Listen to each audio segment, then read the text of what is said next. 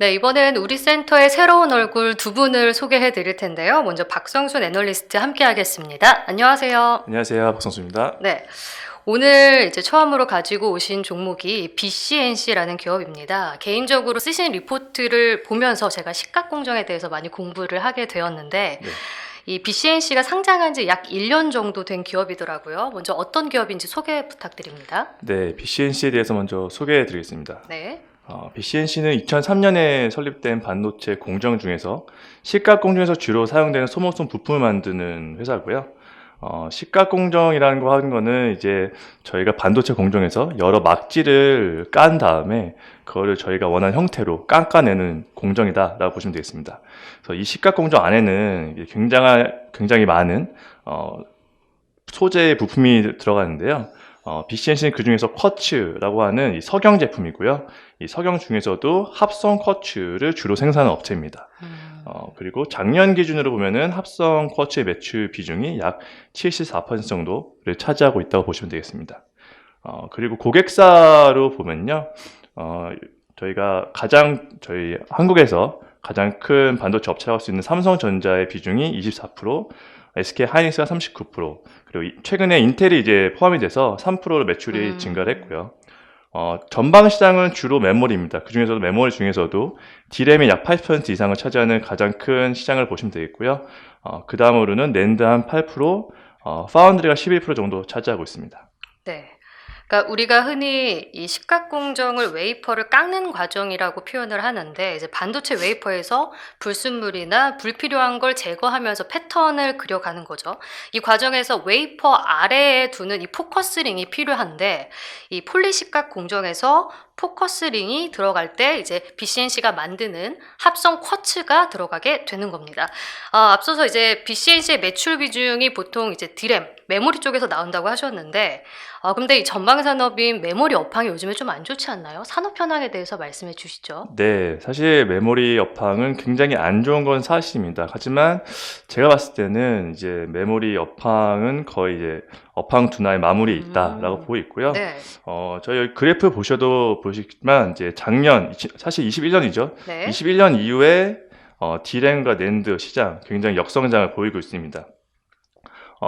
저희가 이제 2020년에 코로나를 맞으면서 계속 집에 있었잖아요. 그래서 저희가 IT 수요가 굉장히 좋았습니다. 예를 들면 뭐 PC, 그쵸. 노트북, 뭐 TV 굉장히 좋았는데, 네. 또 이제 생산 측면에서 보면은 저희가 공장에 사람들이 출근을 못 하면서 좀 생산이 좀 안 된 측면도 있었습니다. 그렇다 보니까 이제 IT 세트를 만드는 업체들은 좀 네. 안전한 재고를 계속 쌓기를 원했고요. 네. 반도체 업체들은 이런 재고 정책에 따라서 좀 더 공급 확대하기 위해서 캐파를 투자를 계속 해왔습니다. 근데 저희가 이제 백신도 나오고 비대면 상황이 많이 개선이 됐잖아요. 네. 그러면서 IT 수요가 갑자기 좀 많이 감소를 했죠. 그래서 특히 PC 같은 경우가 굉장히 수요가 급감을 했고, 네. 또 이제 모바일 같은 경우는 중국이 가장 큰 시장 중 하나인데, 아시겠지만 제로 코로나 정책이 굉장히 오래 가면서 사람들이 구매 자체를 못했습니다. 그래서 모바일 시장도 굉장히 안 좋았다라고 네. 보시면 되고요. 이제 저희가 가장 수요가 좋았던 서버 같은 경우는 굉장히 좋았습니다만, 결국은 이제 작년부터 해서 금리 인상도 되고 전체적인 소비자의 구매력이 감소하면서 데이터 센터에 대한 투자도 좀 줄어들었습니다. 그렇다 보니까 아까 서두에 말씀드렸지만 네. 이제 공급을 늘렸던 업체들, 반도체 업체들의 재고가 굉장히 쌓이게 됐고요. 재고가 쌓인다는 말은 결국은 가격이 굉장히 빠진다는 떨어지게 얘기죠. 되죠. 그렇죠. 그래서 저희가 이제 작년 4분기죠. 4분기에도 D램 같은 경우가 가격이 많이 빠졌지만 올해 1분기에도 한 약 20% 정도 가격이 빠질 거로 보기 때문에 네. 지금 메모리 상황은 굉장히 안 좋은 건 맞다라고 네. 볼 수 있어요. 근데 저희가 이제 그러면은 이게 영원히 안 좋을 건가? 그건 또 아니잖아요. 그렇죠. 네. 지금 같은 경우는 삼성전자나 하이닉스, 마이크론 이 3사는 올해에 대한 캐펙스를 굉장히 줄이고 있고요. 거기다가 감산하고 있습니다. 감산이라는 거는 이 설비의 가동률을 줄인다는 거기 때문에 생산량이 줄어든다라고 보시면 되겠고요. 네. 다른 이제 예년에 비해서 굉장히 강한 감산이 이루어지기 때문에 저희는 수요가 돌아오면 이제 재고 밸런스는 좀 맞춰지지 않을까라고 보고 있어서 거의 메모리의 업황 둔화는 올해 상반기 내로 거의 마무리되고 하반기는 개선될 수 있다라고 보고 있습니다. 네. 메모리 업황이 안 좋은 건 사실이지만 하반기 업황이 살아난다면 이제 BCNC의 좀 수요도 좀 늘어날 수도 있다 이렇게 판단을 해주신 건데요. 그럼 BCNC 투자 포인트는 좀 어떻게 잡아봐야 될까요? 네. 투자 포인트 같은 경우는 사실 업황은 안 좋지만 네. 이 BCNC 합성 커츠는 이 부품 중에서는 상당히 신제품이라 할 수 있거든요. 네. 그렇다는 거는 결국은 침투율이 초반 시장에서 침투율이 증가하는 구간이다라고 보실 수 있고요. 앞에서 잠깐 말씀해 주셨지만 저희 네. 포커스링 그림을 한번 다시 보면은 네. 여기 잡고 있는 부분이 포커스 링이라고 할 수 있습니다. 그러니까 웨이퍼 밑에 두는 거죠. 웨이퍼가 사실 요 안에 들어가 있고요. 네. 네, 이렇게 들어가 있고, 네네. 요거를 감싸고 있는 링이라고 보시면 되는데요. 네네. 여기 위에서 가스라고 하는 이제 플라즈마 가스가 이렇게 내려오게 되고요. 에칭가스 같은 거. 네, 그렇죠. 깎아주는 성질이 있는 가스입니다. 그래서 이게 고르게 분사가 되면서 웨이퍼를 이제 깎아주는 역할을 하는데 네. 보시듯이 이 링은 바로 옆에 이렇게 둘레로 둘러 있죠. 네. 그러면 이 가스를 그대로 맞는다라고 보시면 되겠습니다. 결국은 식각이라는 거는 웨이퍼 안에 있는 패턴을 깎는 거지만 네. 그 옆에 있는 같이 마모가 되겠네요. 그렇죠. 네. 부품도 결국 깎일 수밖에 없거든요. 네. 근데 저희가 식각 장비라고 하는 거는 포커스 링만 안에 있는 부품이 아니고요. 굉장히 다양한 부품들이 있습니다. 그렇죠. 그러면 가장 마모도가 높은 제품이 이 네. 포커스 링이거든요. 근데 포커스 링을 바꿔주기 위해서 저희가 챔버러가 있는 뚜껑을 열면은 네. 안에 있는 부품을 다 바꿔야 됩니다. 노출되기 때문에. 네. 그러면 결국은 포커스 링이 수명이 오래 가면은 전체적인 토탈 코스트를 줄일 수 있는 거죠. 그러네요. 네. 많이 안 바꾸는 거죠. 수명이 길면. 그렇죠. 그러면은 이 포커스 링의 수명은 결국은 식각 챔버 내에 있는 토탈 코스트랑은 직결된다라고 네. 보실 수 있고요. 저희가 가장 큰 예로 들 수 있는 거는 저희가 이제 말씀드린 합성 커츠는 폴리에처라고 하는 공정에서 많이 사용되지만 네. 이미 옥사이드 에처에서는 산화막 공정. 그렇죠. 네. SiC라고 하는 제품이 Si를 대체해서 많이 사용되고 있습니다. 실리콘 카바이드인가요? 맞습니다. 네. 실리콘 카바이드가 실리콘을 많이 대체했는데 네. 이유는 똑같습니다. 실리콘 카바이드가 실리콘 대비 굉장히 내마모도가 높기 때문이고요. 부품의 교체 주기가 길어지기 때문에 네. 챔버를 천천히 적게 열어도 된다라고 보실 수 있고요. 네. 네. 결국은 챔버를 열었다가 닫아서 다시 재가동하려면 또 시간이 걸리거든요. 네. 결국 그러면은 이 교체를 자주 할수록 설비 가동률이 떨어진다는 얘기거든요. 그렇죠. 그 앞에 말씀드린 대로 포커스링이 길게 사용할 수 있으면 비용적인 측면, 가동률 측면에서는 굉장히 효과적이다. 네. 라고 볼 수 있고 네. 그걸 저희는 이미 SiC에서 확인을 했습니다. 네. 그러면은 이 QD9이라고 하는 합성 커츠는 네. 천연 커츠 대비해서는 마모도가 높은 제품이거든요. 네, 그래서 결국은 이 커츠를 합성 커츠로 바꿔주게 되면은 저희가 SiC에서 교체했던 효과들을 이 폴리에처에서도 똑같이 기대할 수가 있다라고 보실 수 있습니다. 그러니까 산화막 공정에서는 이제 SiC를 많이 쓰게 되는데 포커스링으로 이게 지금 굉장히 이 산업 내에서도 각광을 받고 있는데 이제 폴리식각 공정 안에서는 이 합성 커츠가 그 정도의 효과를 볼 수가 있다 이렇게 해석을 해도 될까요? 네, 맞습니다. 네. 그리고 이제 이 합성 커츠 BCNC 제품이 이 QD9이라는 제품이더라고요. 네, 맞습니다. 그렇죠. 이제 네. 투자 포인트를 잡을 수 있을 것 같은데 이거에 대해서 한번 설명을 해주시죠.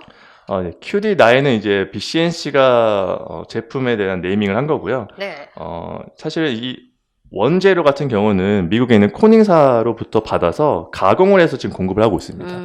네, 그래서 사실 코닝 잘 아시겠지만 유리를 만드는 업체, 렌즈를 만드는 업체이기 때문에 네. 이 반도체에 대한 제품은 사실 경험이 많지 않고요. 지금 같은 경우는 QD9은 이렇게 디스크 형태, 그러니까 가운데가 막혀 있는 인got 형태로 받게 되는데 네. 그럼 가운데를 링 형태를 파야 됩니다. 그러면 이제 거기에 따른 가공 시간, 원재료에 대한 손실도 좀 있다라고 네. 보시면 되겠고요. 지금 BCNC는 QD9 플러스라고 하는 자체 제품을 지금 개발을 하고 있습니다. 네. 이 플러스 제품은 소재를 내재화한 거고요. 네. 이제 코닝에서 받는 게 아니라 자기네가 모든 소재를 한다라고 보시면 되는데 이 기존 제품들이 디스크 형태라면은 이 플러스 제품은 실린더 타입입니다. 결국 안에 가운데가 뚫려 있는 링 타입이기 때문에 네네. 가공 시간이 매우 줄어들고 그렇네요. 원재료 절감이 상당히 있을 수 있다라고 보고 있고요. 네.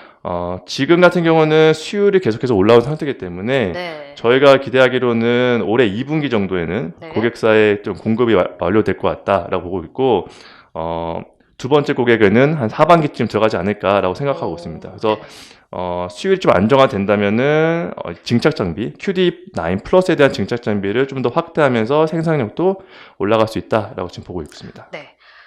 그리고 지금 합성쿼츠 이 QD9 말고도 이번에 산화막 공정에 들어가는 CD9 제품도 있더라고요. 이것도 설명을 해주실까요? 네, CD9 제품은 앞에 말씀드린 대로 SiC가 사용되는 옥사이드 에처 공정에서 사용되는 건데 네네. 이 SiC를 좀 대체하기 위한 제품입니다. 네. SiC가 Si 대비해서는 내구성이 좋기 때문에 지금 대체를 해왔는데 사실 SiC도 단점이 없는 제품은 아니거든요.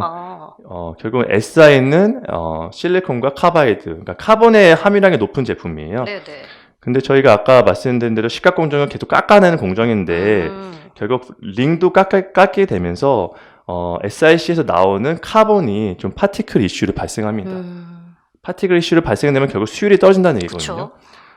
그렇게 돼서 요거를 좀 대체하기 위해서 BCNC에서 CD9이라고 하는 제품을 만들고 있는데 네. 요거는 카바이드의 함유량이 굉장히 낮은 제품이고요.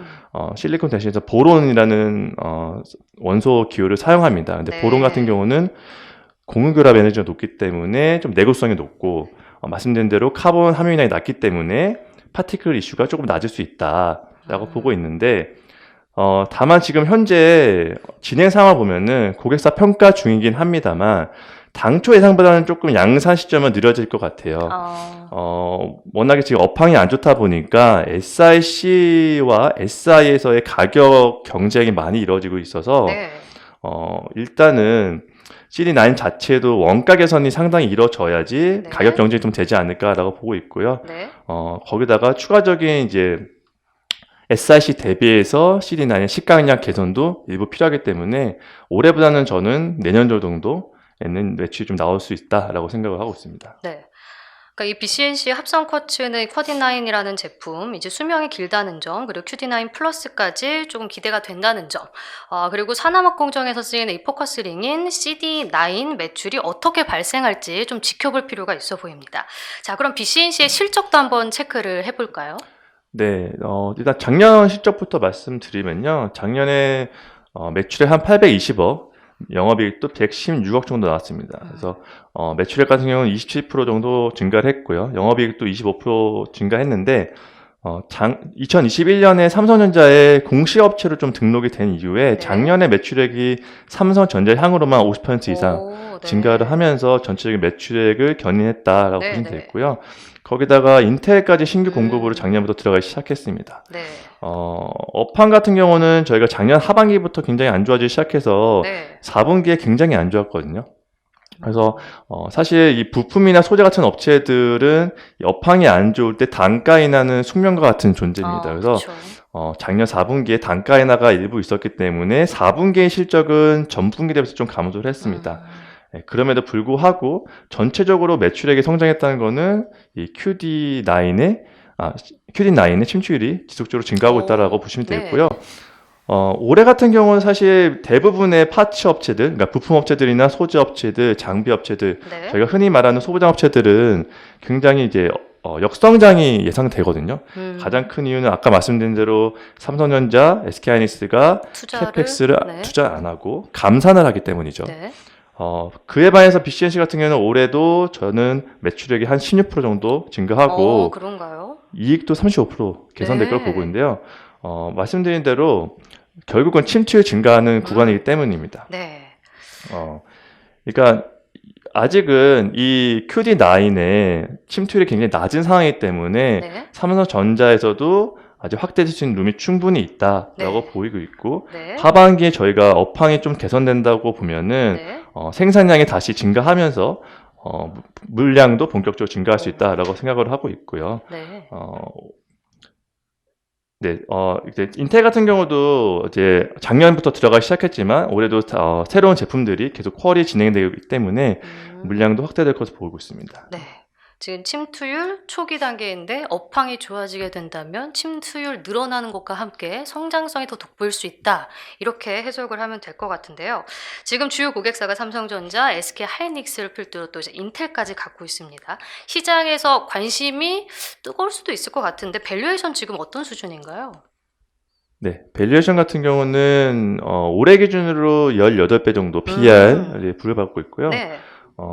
아래 보시면은 이제 그 국내 업체들, 파츠 업체들의 평균 PER은 약 10배 정도 됩니다. 네네. 네, 그래서 상당히 좀 높은 수준이라 보실 수 있는데요. 네. QD9의 독점적인 공급자이기 때문에 좀 프리미엄을 받고 있다라고 네네. 생각을 하고 있습니다. 사실 저는 이런 밸류에이션이 굉장히 합당화될 수 있다고 생각하는데 네. 저희가 가장 비교할 수 있는 건 사실 TCK입니다. TCK 앞에 말씀드린 이 SiC 공급 업체이고요. 네. TCK 같은 경우는 이제 저희가 3D 랜드에서 SiC 링에 적용이 빠르게 확대되면서 매출액이 빠르게 증가를 했거든요. 그래서 워낙 이제 시장 독점적인 지휘자라 보니까 네네. 매출 성장도 높았고 네. 이익률 좀 높았습니다. 그래서 그래프로 보여드리면 여기에 보시면 이 빨간 부분이 SiC 링의 성장기인데요. 네. TCK가 이때 매출액이 좀 급격하게 증가를 하고요. 네. 주가도 빠르게 올랐습니다. 예. 보시면은 이제 PER 같은 경우도 40배에서 20배 사이 요 구간을 계속 받아왔었는데요. 네. 최근에 이렇게 주가가 빠지는 이유는 요 밸류에이션이 빠지는 겁니다. 근데 보시면은 매출 같은 경우는 사실 그렇게 빠지진 않거든요. 이 이유는 TCK 같은 경우는 이제 그동안은 SiC의 독점적인 공급자였지만 최근에는 경쟁사들이 좀 시장에 많이 진입을 늘어났군요. 했거든요. 그러면서 밸류에이션 축소가 이루어졌습니다. 네. 그러니까 저희가 그러면 반대로 보면은 결국은 QD9이 시장 침투 초기 구간이기 때문에 네. 경쟁자가 진입하기 전까지는 높은 밸류에이션이 굉장히 부여할 수 있다라고 보고 있고 네. 더욱이 이제 저희가 하반기에 본격적으로 양산될 수 있는 QD9 플러스 성공적으로 양산이 된다면은 네. 이익 개선도 가능하거든요. 그러면은 밸류에이션 부담이 점점 적어진다라고 볼 수 있는 거죠. 네, 그렇군요. 자, 그럼 투자에 참고할 만한 리스크 요인은 어떤 것들이 있을까요? 사실 가장 큰 리스크는 결국은 업황이죠. 사실 업황 같은 경우는 BCNC가 스스로 뭐 결정할 수 있는 요건은 아니기 때문에 네. 가장 중요한 요소고요. 저희가 생각하기에는 지금 삼성전자 하이닉스 같은 경우가 굉장히 공급량을 줄이면서 업황 턴어라운드를 빨리 시키고 싶어하는 입장이지만 네. 결국 수요가 받침이 안 된다면은 업황 둔화가 길어질 수밖에 없거든요. 그러면은 업황 둔화가 깊어진다 하면은 소재업체, 부품업체들은 단가 인하가 또 이루어질 수밖에 없습니다. 네. 그렇게 되면은 캐파 투자가 없어서 Q는 증가하지 않는데 P까지 빠지는 상황으로 되면은 굉장히 힘들어지겠죠. 네네. 아무리 침투율이 늘어난다고 하지만 전체적인 P 감소분이 상쇄할 수도 없을 수도 있다라고 보고 있고요. 하지만 이제 이런 리스크는 전체적인 소부장 업체에 모두 해당된다고 보실 수 있고요. 좀 개별적인 요인을 조금 더 깊게 들어가자면은 결국은 QD9 플러스의 공급 시점이죠. 네. 네, 사실은 QD9 같은 경우는 QD9 플러스 같은 경우는 계속해서 퀄이 진행 중이지만 저희가 생각했던 것보다는 조금 더 진행이 느리거든요. 네. 그 이유 같은 경우는 결국 업황이 좀 더 안 좋기 때문이고 비용 절감 같은 경우도 좀 필요하기 때문이거든요. 그러면은 결국 QD9 플러스는 수율이 빨리 개선돼야 되고 업황이 더 나빠지지 않아야 공급 시점이 더 밀리지 않는다라고 보고 있어서 가장 큰 리스크는 업황 둔화고 그다음에 두 번째로 봤을 때는 QD9 플러스의 공급 시점이다라고 볼 수 있을 것 같습니다. 네, 알겠습니다. BCNC에 대한 분석 박성순 애널리스트와 이야기 나눠봤습니다. 고맙습니다. 감사합니다. 네, 이번에는 리서치 2팀의 새로운 얼굴 소개해 드리겠습니다. 이달미 애널리스트 함께 하겠습니다. 안녕하세요. 안녕하세요. 네. 처음으로 오늘 소개해 주실 기업이 보로노이입니다. 제가 공부한 바로는 이제 폐암세포 수용체를 타겟을 해서 억제하는 약물을 개발하는 회사라고 파악을 했는데, 네, 맞습니다. 네, 바이오 종목들은 이제 전문 용어가 너무 많아서 사실 읽기가 그렇게 쉽지는 않더라고요. 그렇죠. 자, 어떤 회사인지 소개 부탁드립니다. 네, 이번 시간에 보로노이에 대해서 간략하게 좀 설명을 드리겠는데요. 일단 보로노이는 2015년에 설립이 되었습니다. 그래서 2016년에 시리즈 A 펀딩 이후에 본격적으로 이제 바이오 관련된 인프라를 구축을 하게 되었고요. 네. 그러면서 이제 신약 개발도 같이 추진을 하게 되었습니다. 네. 회사 셋업 이후에 카이네이즈 표적 치료제에 대한 개발을 이제 집중을 좀 했고요. 네. 독보적인 약물 설계 기술력을 확보를 하면서 단기간에 다수의 파이프라인을 구축을 하게 되었습니다. 이러한 약물 설계 능력을 바탕으로 개발된 물질의 핵심 기술은 선택성 그리고 뇌혈관 장벽 투과성이 높다라는 장점인데요. 저희가 흔히 이제 약물의 이제 독성이 심한 이유는 선택성이 떨어지기 때문이고요. 그래서 네. 이제 부작용이 나타나는데 이러한 부작용을 줄이기 위해서 선택성을 높이는 후보 물질에 대한 연구가 굉장히 이제 꾸준히 이루어지고 있다라고 보시면 됩니다. 그리고 뇌 투과 같은 경우는 항암제에 있어서 좀 굉장히 중요한데요. 폐암 환자의 50% 수준이 뇌 전이로 사망을 하기 때문에 뇌 투과율을 높이는 항암제는 게임 체인저다라고 할 수가 있습니다.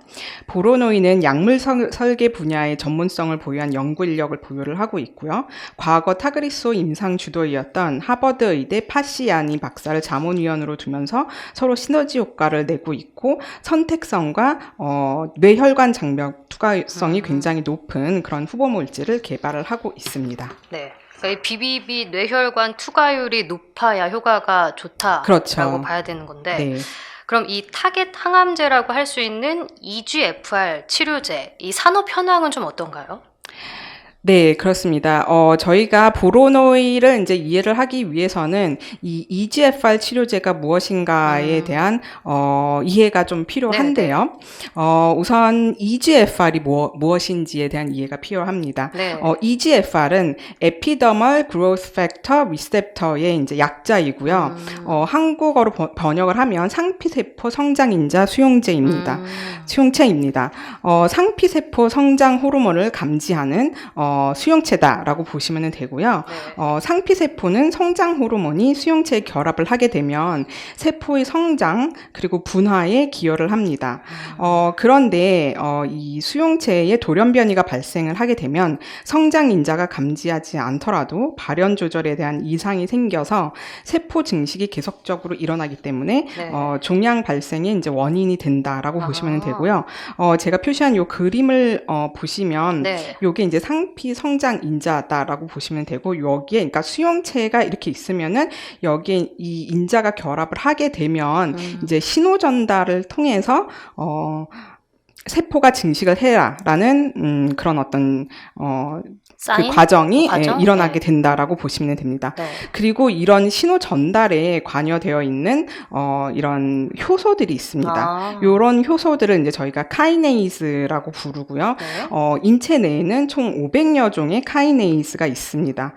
그런데 이런 그 세포 성장에 관여되어 있는 카이네이즈는 타이로신 카이네이즈가 이제 관여가 되어 있고, 그래서 저희가 이제 그 치료제를 개발을 했을 때 EGFR TKI 치료제라고 하는 게 이제 타이로신 카이네이즈의 약자고요. TKI가. 네. 그래서 이제 그 EGFR TKI 치료제다라고 이렇게 불리게 됩니다. 그래서 결국은 여기에서 이 신호 전달을 막으면서 그 세포 성장을 이제 억제를 한다. 그러한 게 이제 이 치료제의 어떤 원리다라고 보시면 될 것 같습니다. 네.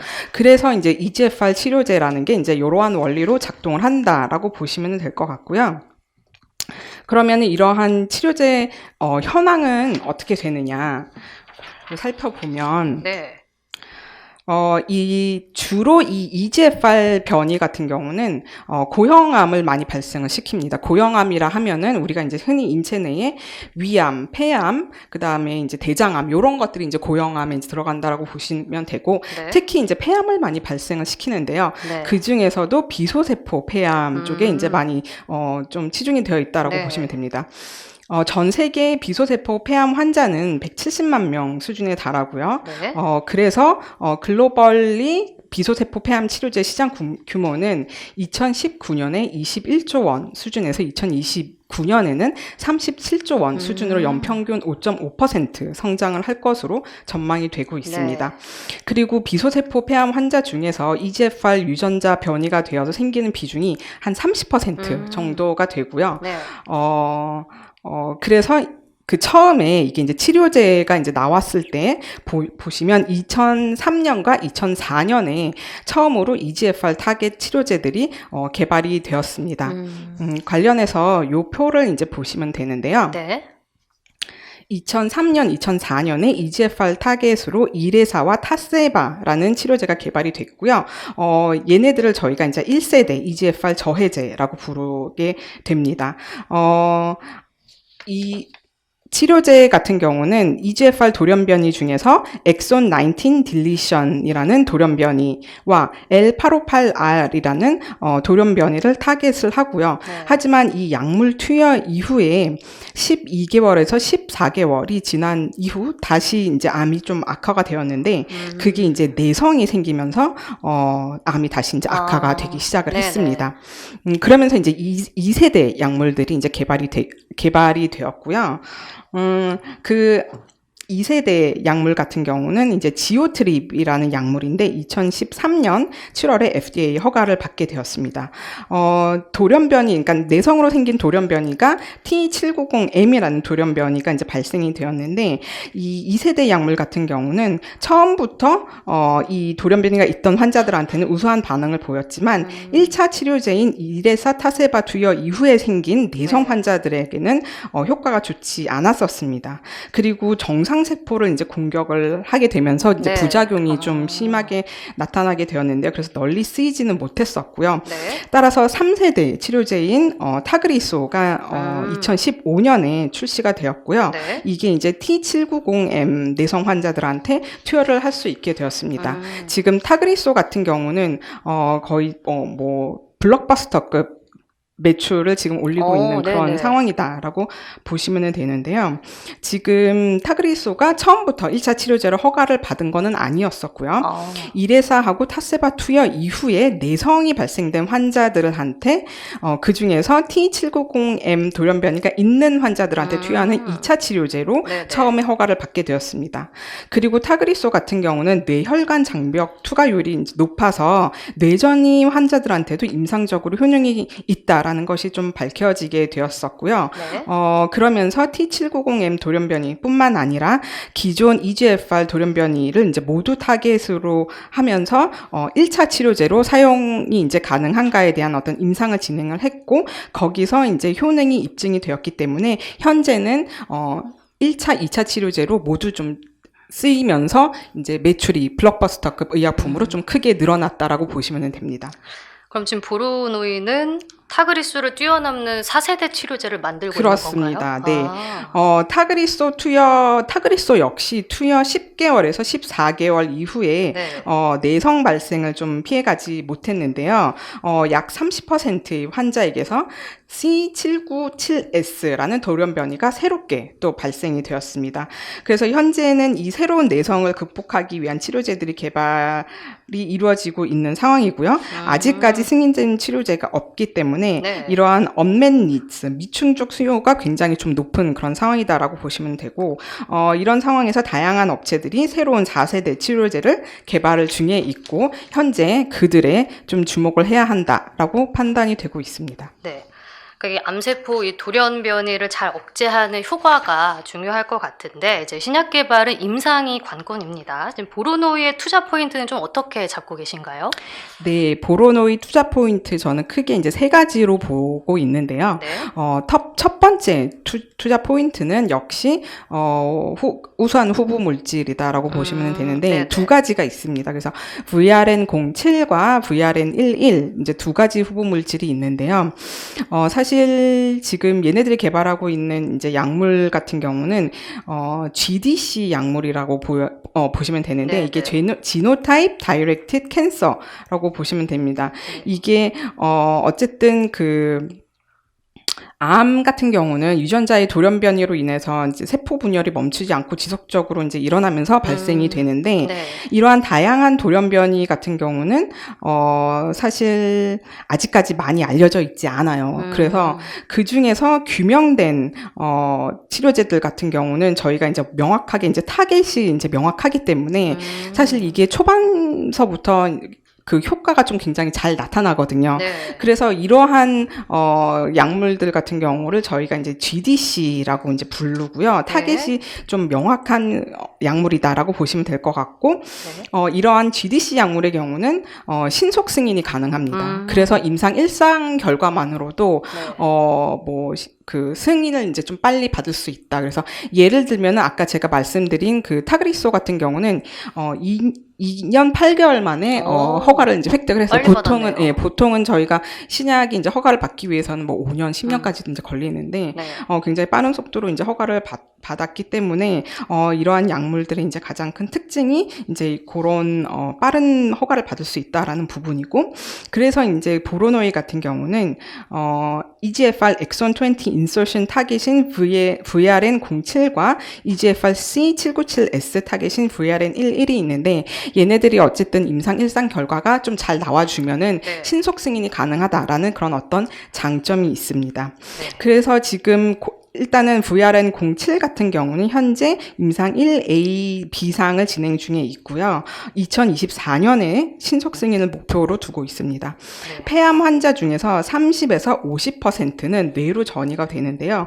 약물 개발 시 뇌투하율이 높으면 더욱 효과적인 약이 됩니다. 지금 보로너이 같은 경우는 현재 다케다에서 개발 중인 후보 물질과 동물 실험에서 뇌투과율을 비교를 한 결과 월등히 높은 수준으로 기록이 지금 나오고 있는 상황이고요. 따라서 지금 긍정적인 임상 결과가 예상이 되는데 임상 1상 결과는 올해 하반기 중으로 첫 번째 ORR 데이터가 나올 예정이고요. 특히 뇌전이 환자 데이터를 이제 학회를 통해서 또 발표를 할 예정에 있어서 이 데이터를 좀 저희가 주목을 할 필요가 있다라고 판단이 됩니다. 네, 지금 보로노이의 주요 후보 물질 2개를 설명을 해주셨는데 혹시 다른 파이프라인도 있을까요? 네, 그렇습니다. 저희가 지금, 다른 파이프라인에 대한 기대감도 사실은 굉장히 좀 높은 상황인데요. VRN10이라는, 호부물질이 있는데, 네. 이것은 이제 허투 타겟이고요. 향후 기술 수출에 대한 기대감이 좀 굉장히 높은 그런, 물질이다라고 네. 보시면 될 것 같습니다. 지금 허투 타겟 경쟁사 현황을 보면은, 지금 요 투카티닙이라는 이제 제품이, 약물이 있는데요. 네. 기존에 이제 이 투카티닙 대비해서도 효능이 이제 더 좋고, 그리고 뇌혈관 투과율이 28%로 투카티닙이 네. 3%보다 월등히 BBB가 높은 거죠. 그렇죠. 네. 네, 그렇습니다. 그런 상황이고요. 그리고 부작용 또한 좀 굉장히 낮다라는 그런 어떤, 효능이 전임상을 통해서 입증이 되었습니다. 2023년 말에 임상 1상 IND 승인을 지금 목표로 진행 중에 있고요. 전임상에서 뇌투과율이 높게 나타나고 있기 때문에 현재 기술 수출에 대한 기대감이 좀 굉장히 높은 그런 상황이다라고 보시면 될 것 같습니다. 네, 보로노이의 또 다른 투자 포인트가 있을까요? 네, 마지막 투자 포인트는 무엇이냐? 사실 얘네들의 이제 가장 큰 장점이 어쨌든 선택성이 이제 굉장히 높고 빠른 시일 내에 이제 약물 개발이 가능하다라는 그런 어떤 장점이 있다라는 네. 부분인데, 그러면은 이제 이러한 후보 물질을 이제 발굴하는 그런 어떤 방식에 있어서 다른 회사와의 조금 차이점들이 있습니다. 네. 그래서 거기에 이제 이 회사의 마지막 투자 포인트가 있다라고 저는 판단을 하고 있는데요. 국내에서 유일하게 카이네이스 풀 프로파일링 데이터를 기반으로 선택적인 약물 설계를 진행을 하고 있다라는 게 이 회사의 장점입니다. 네. 이 카이네이스 풀 프로파일링은 기존 신약 회사들의 이제 후보 물질 발굴 방식과는 좀 다른 방식인데요. 기존 신약 회사들은 한 단백질을 타겟으로 후보 물질을 개발을 한다라고 했을 때 그 한 가지 타겟에만 효능이 있는지를 보게 됩니다. 그래서 향후에 다른 타겟도 이제 이게 잡는다라고 했을 때 이게 이제 부작용이 나타나는 그런 어떤 단점이 있는데, 그게 이제 오프 타겟 효과라고 보시면 되고요. 네. 반면 이제 보로노이 같은 경우는 카이네이스 풀 프로파일링 방식으로 500개의 카이네이스 전체에 대한 효능이 있는지를 봅니다. 전체에 대한 타겟을 이제 쫙 뿌려주고 그 다음에 여기서 한두 가지 후보 물질에 대한 타겟만을 이제 잡는다라고 하면은 나머지 후보 물질들은 버리고 이제 그 후보 물질만 이제 가져가는 네. 어쨌든 초반서부터 이제 선택성을 굉장히 중점적으로 약물 설계 방식을 진행을 하고 있기 때문에 네. 약물이 이제 높은 효능을 나타내고 또 오프 타겟 효과, 그러니까 부작용이 적은 그런 어떤 장점을 좀 지니고 있다라고 보시면은 될 것 같고요. 그리고 이제 보로노믹스 플랫폼을 통해서 좀 그 기존의 이제 신약 개발은 통상 4.5년 정도가 이제 걸리게 되는데, 그러니까 후보 물질 개발 기간이요. 네. 한 4.5년 정도가 걸리는데, 이제 보로노이는 이 보로노믹스 플랫폼을 통해서 이 기간을 1에서 이제 1.5년으로 이제 단축시키는 그런 어떤 획기적인 플랫폼을 보유를 하고 있어서 빠른 어떤 후보 물질 도출이 가능하다라는 장점이 있습니다. 보로노이는 이제 기술 수출로 이제 매출이 발생한다고 봐야 되나요?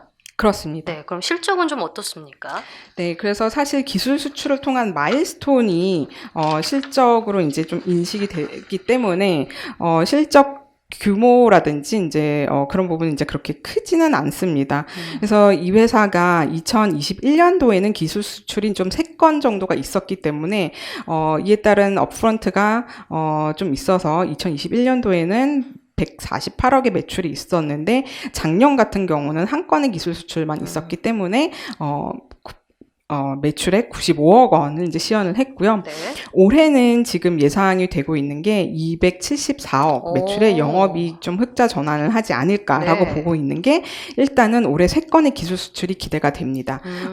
VRN 중국 판권이 있고요. 네. VRN 07의 중국 판권이 있고요. 그 다음에 VRN 10, VRN 11의 기술 수출이 좀 예상이 되고 있어서 이 중에 한 건만 성사가 되더라도 보로노이의 흑자 전환은 좀 가능하지 않을까라고 보고 있습니다. 네.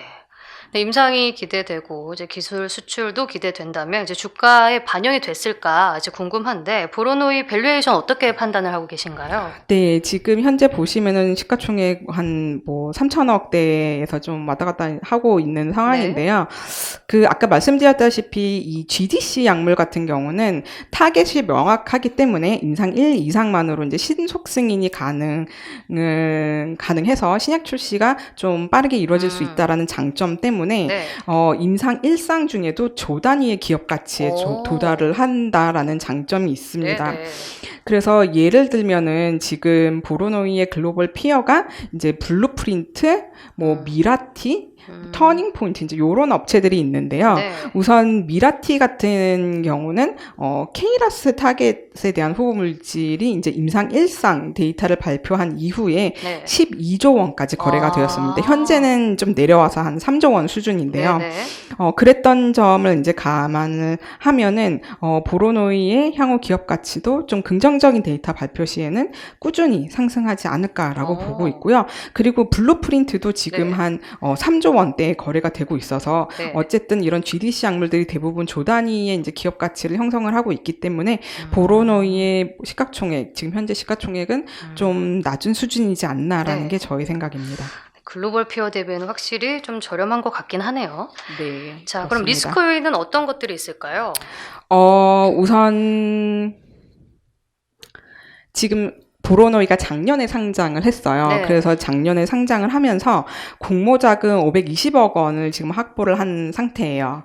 그래서 지금 아직까지는 이 회사의 후보 물질들이 대부분 얼리 스테이지 임상이기 때문에 큰 규모의 자금이 들어가지는 않습니다. 그래서 공모자금 500억 정도로 이제 충분히 좀 향후에 임상에 대한 이제 비용은 크게 뭐 걱정하지 않아도 될 것 같고요.